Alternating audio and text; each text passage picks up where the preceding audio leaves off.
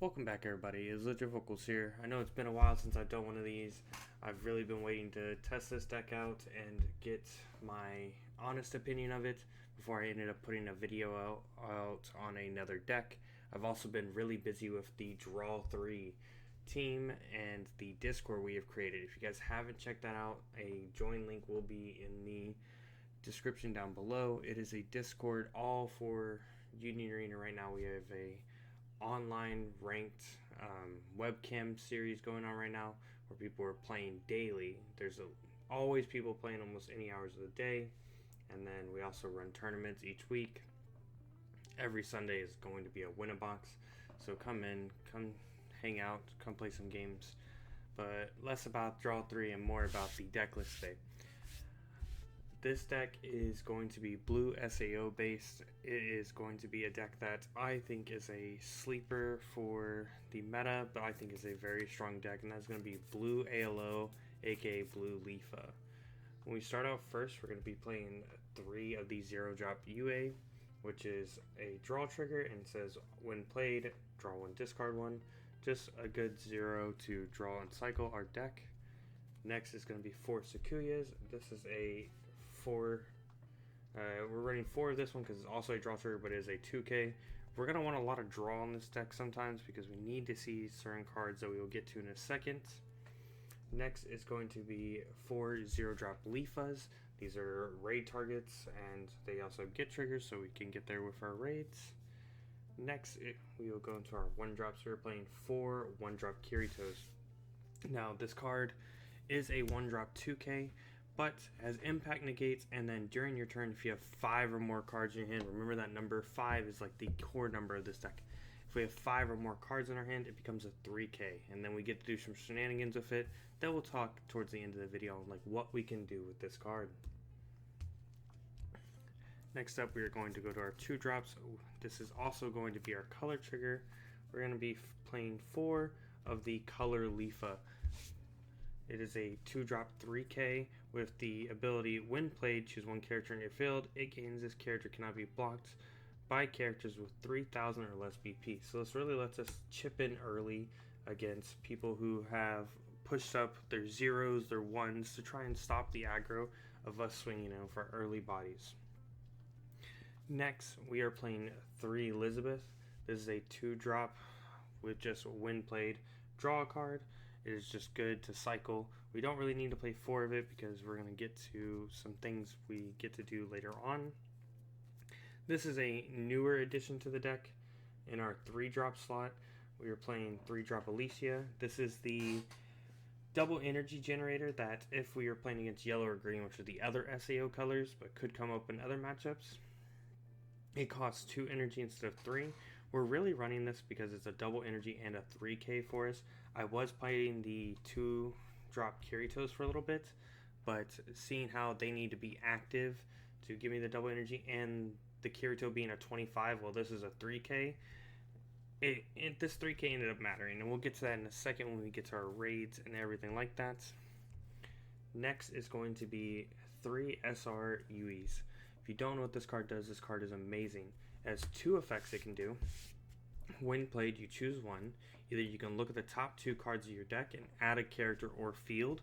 So there's a certain field we want to look for, and sometimes we want to look for certain characters, and that helps us out. Or we can play a character with required energy 2 cost or less, and put it onto our hand from our hand onto the field resting.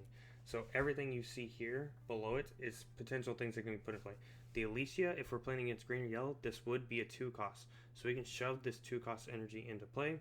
We can shove the Elizabeth, the Leafa, Kirito, and everything else. All these cards above it can be put into play by this UA. So really think about the lines and think about what we're playing into when we're going there. Next, the namesake of the deck. We're going to be playing 4 of the Leafa raid. Now, if you don't know what Leafa does, remember this magical number 5 we talked about? She has the static ability, if you have 5 or more cards in your hand, she can't be blocked by 4Ks or higher. So this really lets us chip in against our opponents whenever they have a full board and they're like, oh, they're trying to defend, and you're like, okay, well, you literally can't block this unless you are 35 or less. But when you pair it with the 2-drop Leafa and you target this, now the only thing that can block this Leafa is a 35, which that is just amazing, because not a lot of decks play a base 35 card. And then it has a activate main.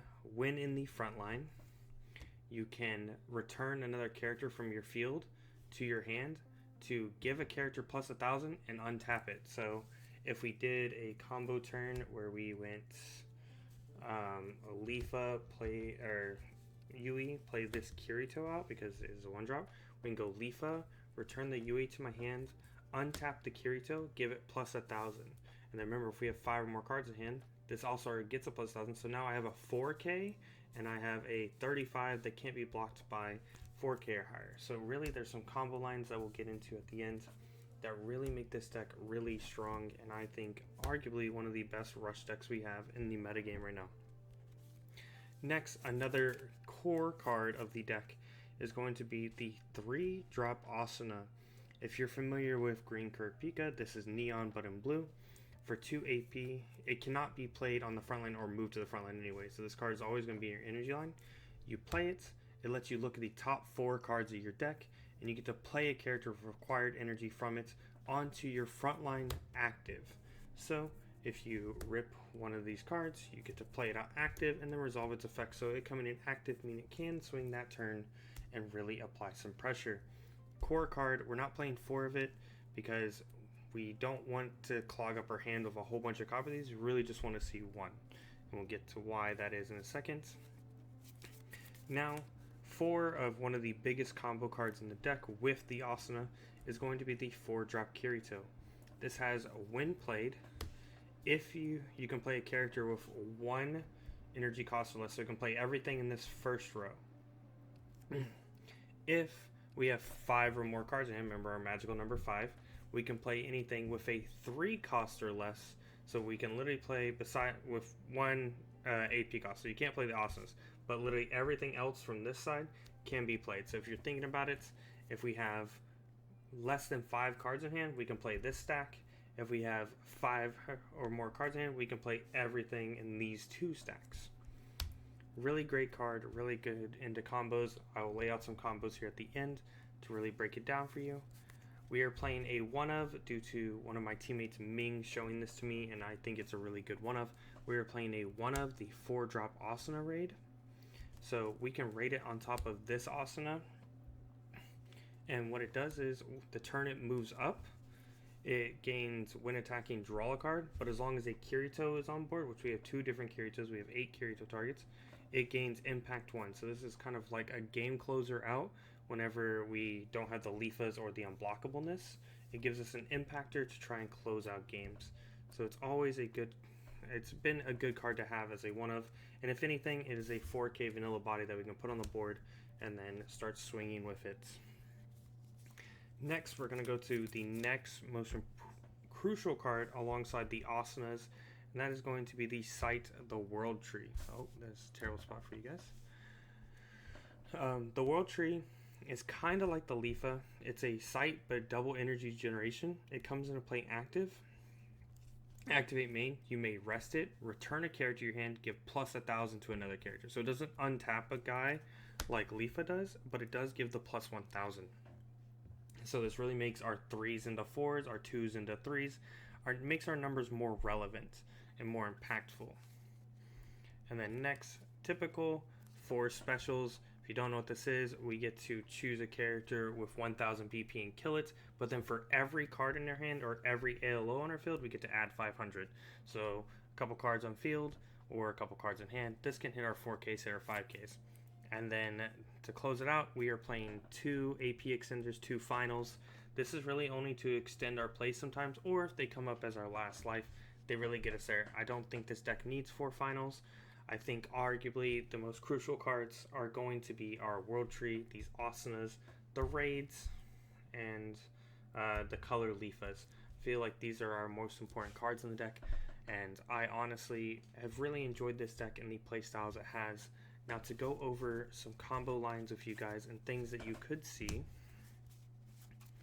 So we will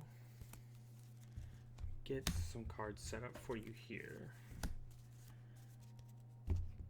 honestly, I've played this deck against almost everything under the sun so far, of like the newer stuff and some of the older stuff.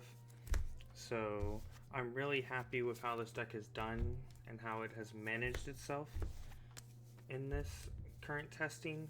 I'm really interested to see how it keeps up with FMA and other things, and where we go from there. But overall, I think this is a deck that I can see myself playing for a long time coming. It is a deck that I thoroughly enjoy. Now, to talk about some combos, like I've said before, so on a typical turn that we are playing this game, we are going to just go for our usual setup of playing like a Sakuya and a Leafa, followed by then on your next turn, you're just going to set up a Kirito, or you would set up a Lisbeth. So you would play the Leafa in the energy line, the Sakuya in the energy line if going second. If you're going first, you play either or. Your second turn, you are playing either a 1-drop to extend to 3, or you're playing like a Lisbeth to draw you a card. So then we have 4 energy. If you're lucky on the back half, instead of playing like the second 0 here as in Sakuya, we can play Leafa into Kirito into Lisbeth, draw a card, and then hopefully you can get the World Tree set up on 3. So we have a double energy, we're at 4 energy. The great thing about this deck is we really only need to count to 3. We have 5 4-drops, but besides those 5 4-drops, everything in the deck is 3 or less. So arguably this deck is very strong and we don't need a lot of energy. So if we get a double energy in the back, we're probably really set for the rest of the game. After we've set up this combo here and we've gotten our energy, the following turns are going to look like this. You're going to hopefully find our Asuna here, and the following turn, remember we only need 3 energy, so in my situation we would go double push. We would play like this and would be at 3 energy. So this is our third turn. Our opponent is at 7 life. We go play the Asuna, and then what we're really hoping to find here is something like this Kirito, who can be a 4K. He comes in active and then lets us play another thing from our hands, which hopefully you're at 5 cards here. If you're not, you just play like a Yui, and then the Yui, you would look at the top 2, add a card, or you could play something else into play. So then if you have it, you could end up going Leafa in the back off of the Yui, and you can target this Lisbeth or the smaller body you have and say it can't be blocked by 3K or less. So then we have that going for us. So now we have a 4K, a 3K, and a 2K that can be blocked by 3K or less. But then we have this wonderful stage, the World Tree. We're going to tap it, put the Asuna. We want to loop this card as much as we can back into our hand to give the baby Kirito plus 1,000. And then remember, if we have 5 or more cards in hand, he gets a plus 1,000 by himself generically. So we have a 4K, a 4K, and a 2K that can't be blocked by 3K or less. Usually there's no 4Ks on the board at this point because your opponent has on their first 3 on turn. And if they do have one 4K, it's okay if they block this. They have to take 2 damage here regardless. And then the great thing about this is if our opponent did clear our board here, and we say this dies, and maybe the Lisbeth dies, and we're left with this board on the end. When we go to our next turn, remember we still have that Asuna in our hand. So literally you'll just play the Asuna again for 2 AP, and no matter what you find, it's just going to come into play active. If you have some other things that you would like to do instead of playing the Asuna, you don't need to. So what you could do is we could play this Leafa, because remember it only costs us 3. We have 2 AP left, so then now we can go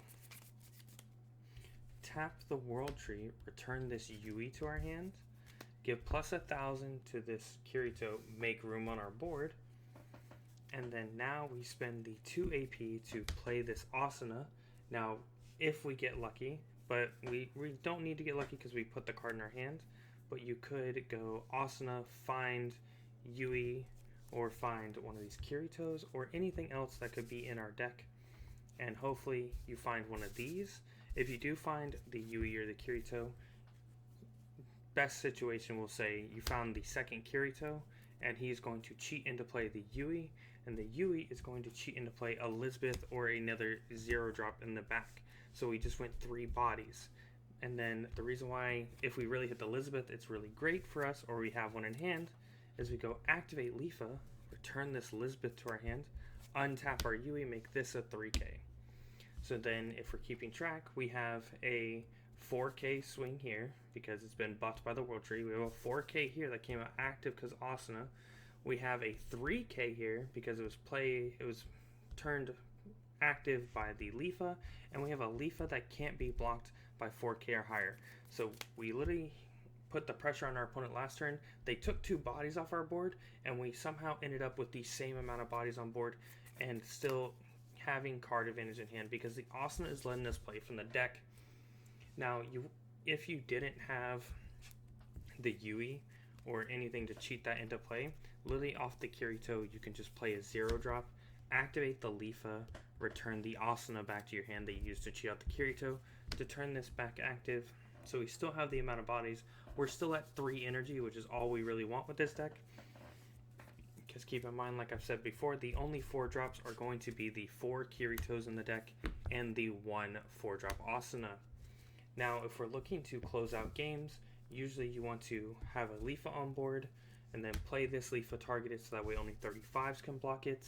And then if they only have little guys, you can go Leafa, target this Kirito, it can't be blocked by 3K or less, activate World Tree, put the Leafa in hand, play the Leafa, target this Leafa, can't be blocked by 4K or less, activate Leafa, put this in hand, buff this Kirito, play Leafa, this Kirito. So now I have 3 characters that can't be blocked by 3K or less.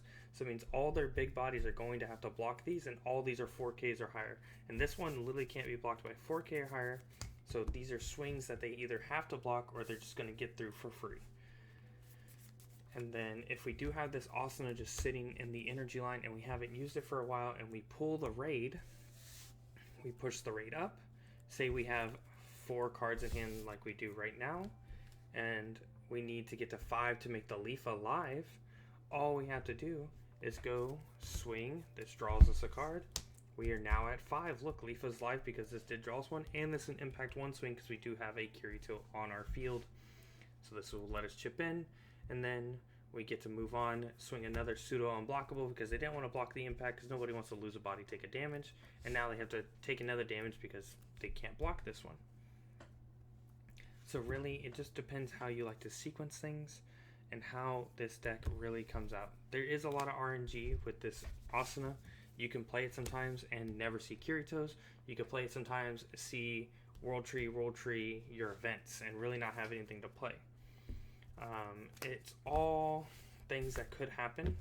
Now, if you're going second and you open up a Asuna in a final, I highly suggest you keep it because your turn can look something like this, and I've done it myself and I feel like it's pretty crazy in my opinion.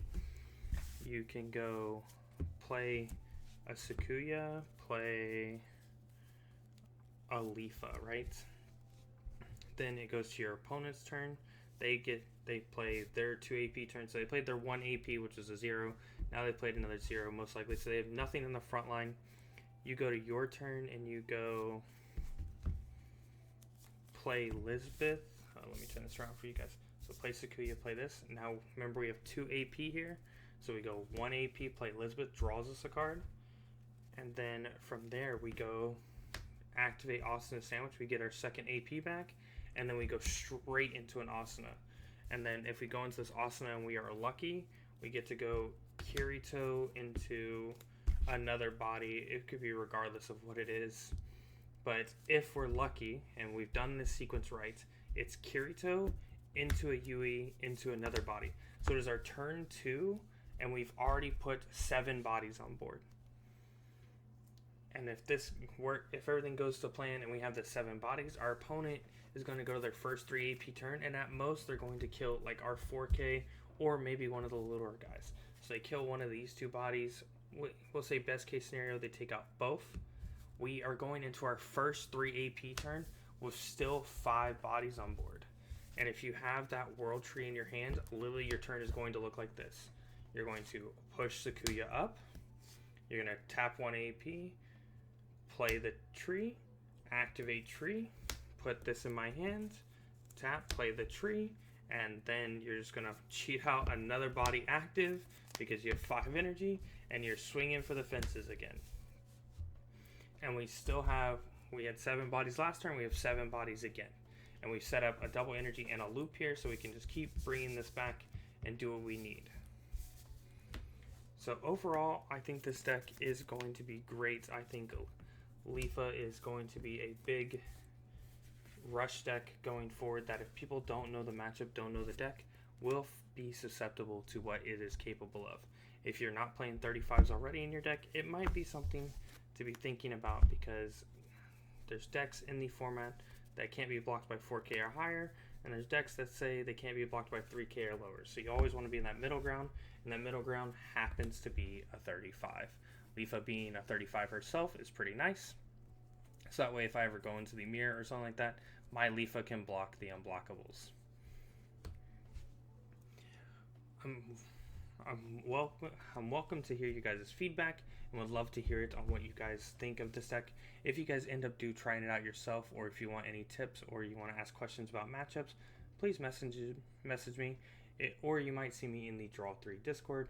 Remember, we are doing weekly box tournaments there, and hoping to make the best place for Union Arena online. I want to give a big shout out to all my Draw 3 teammates for all the testing they've helped me do with this deck and the things they've shown me with this deck, and really helped me figure out how to make this deck better in each and every way that I can. And I'm looking forward to testing out some other decks coming up from Bleach Volume 2 and Black Clover, so stay tuned for some videos on those decks. Until next time, Legit Vocals signing off.